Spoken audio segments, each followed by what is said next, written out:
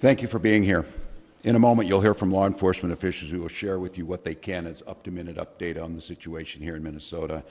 You're going to be joined by Commissioner Bob Jacobson, BCA Superintendent Drew Evans, State Patrol Colonel Christina Bogoyevich, Champlin Park Police Chief Snyder, and Brooklyn Park Police Chief Mark Rouley, as well as the Mayor of Brooklyn Park. We're here today because an unspeakable tragedy has unfolded in Minnesota. My good friend and colleague, Speaker Melissa Hortman, and her husband Mark were shot and killed early this morning in what appears to be a politically motivated assassination. Our state lost a great leader, and I lost a dearest of friends. Speaker Hortman was someone who served the people of Minnesota with grace, compassion, humor, and a sense of service. She was a formidable public servant, a fixture and a giant in Minnesota. She woke up every day determined to make this state a better place. She is irreplaceable, and we've been missed by so many. Minnesota's thoughts and prayers are with her family, her loved ones, her children, and her parents. My prayers also go out to State Senator John Hoffman and his wife Yvette, who were each shot multiple times.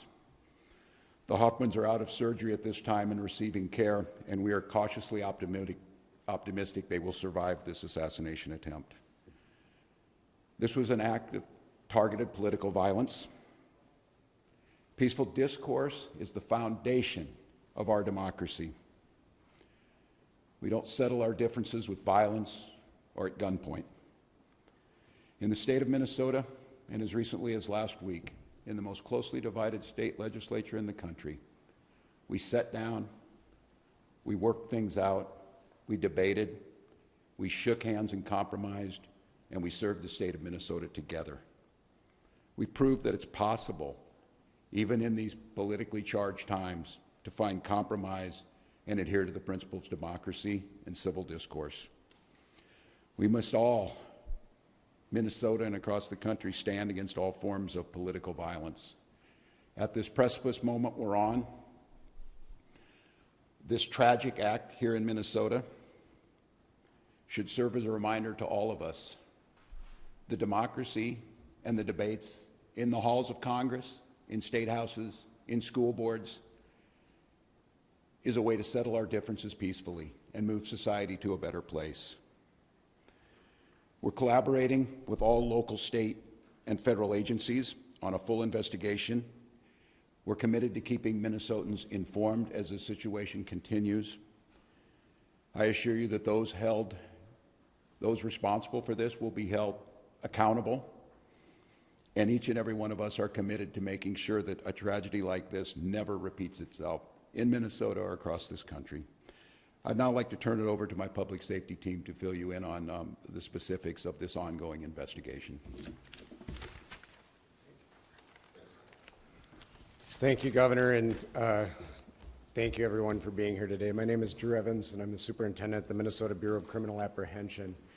I want to start by just expressing our deepest sympathies to the communities, the family, the friends, and everybody that cared about the individuals that were gunned down today. When we have individuals like this in our political leadership, they're not only political leaders, but they're members of the community, well-known members of the community, that the tragedy in a situation like this is not only for them, their friends and families, but us collectively, the communities they represent, us as a state of Minnesota as a whole. About 2 a.m. this morning, there was an original call in the city of Champlin where there was an individual that had shot Senator Hoffman and his wife. Police responded to that location. They were dealing with that and working through that process overnight.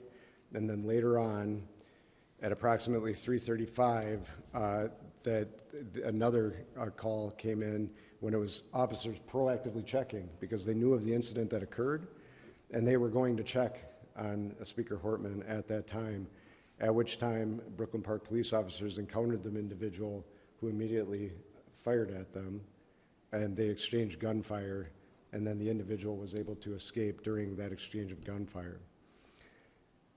At the residence in Champlin, there was life-saving measures that were provided there. Both individuals were transported, as was previously noted, and they both received surgeries for their injuries at the hospital. And their conditions are at this time, both those individuals, Senator Hoffman and his wife, are both alive at this time, but they suffered gunshot wounds and are obviously in a difficult situation. But we're cautiously optimistic that they will continue to improve. At this time, it is a very active scene still, as you've seen. The Brooklyn Park Police Department, along with other members, the Hennepin County Sheriff's Office, State Patrol, FBI, BC, and many others are actively engaged in a manhunt for the individual that we believe is responsible for this. And so we'll be sharing that identity with those individuals as this progresses, but I'm going to caution you, I know there's going to be a ton of interest in this. We're not at the position we can do that as we're actively searching for that individual. Right now, just as noted, we have teams. Hennepin County Sheriff's Office in Champlin are working at the scene there that occurred there, and then we are also, as we're stabilizing this between Brooklyn Park, working on the homicide investigation with Brooklyn Park Police, the BCA, FBI is assisting there as well, and we'll be conducting crime scene investigation there. And then the individuals that were killed will be doing autopsies of those individuals to determine the extent of their injuries and how they passed away. But it was from gunshot wounds. At this time, I will answer questions after Commissioner of Public Safety Bob Jacobson speaks, but we'll be happy to take a few questions.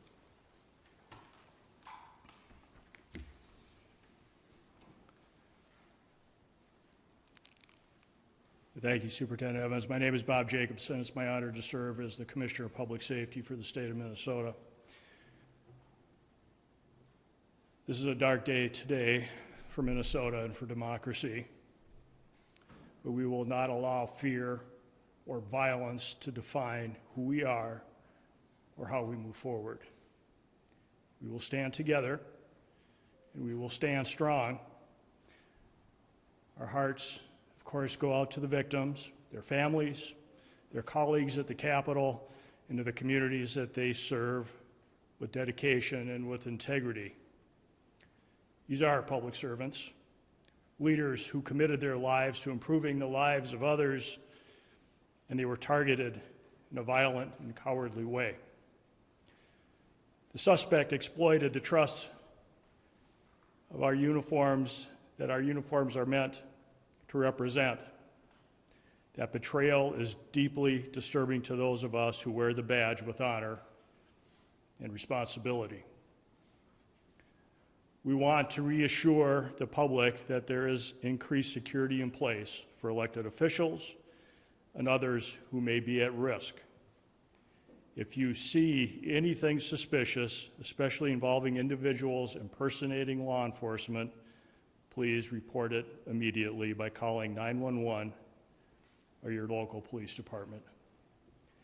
With that, I'll step back and we will be available for any questions. Thank you. One reminder, please, as you ask your first questions, please don't forget to introduce yourselves, your media organization, and to the folks answering the questions, please don't forget to repeat the question. So can you say one more time, so you were just going to proactively check on Speaker Melissa Hortman, and then police there encountered the gunman or someone with a gun and exchanged gunfire. Can you just go over that one more time, please? I can. Good morning, Police Chief Mark Rouley, Brooklyn Park Police Department. The question is, how did we get to Representative Hortman's house, and it was proactively or not? The circumstances that unfolded in Brooklyn Park this morning is that we assisted the Champlin Police Department on a shooting. That shooting was made aware by one of our sergeants that it was at Senator Hoffman's home. In hearing that very intuitive sergeant asked our officers to go check on Melissa Hortman's home, representative that lives in our community, just proactively as due diligence to swing by. That police officer and his partner pulled down the street when they arrived at Melissa's house. They noticed that there was a police vehicle in the driveway with the lights, emergency lights on, and what appeared to be a police officer at the door coming out of the house. When our officers confronted him, the individual immediately fired upon the officers, who exchanged gunfire, and the suspect retreated back into the home. Was this an actual police officer or impersonating police officer?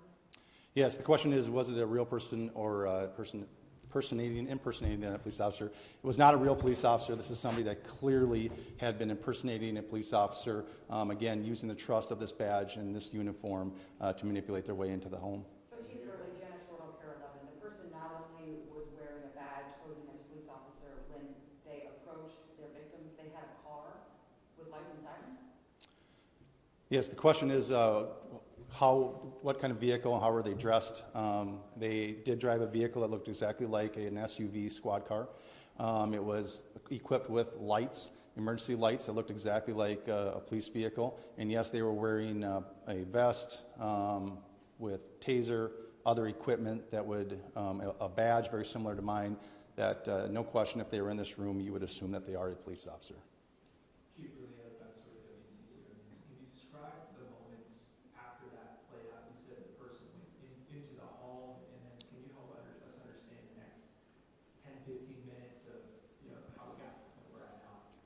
Yeah, briefly, although I'm just going to remind us that this is an absolutely active investigation. We have thousands of people sheltered in place in the city of Brooklyn Park right now. We are in an extensive manhunt involving hundreds and hundreds of police officers and SWAT teams searching, gridding off areas as we believe confidently the suspect had fled out the back of the house after being confronted by the police.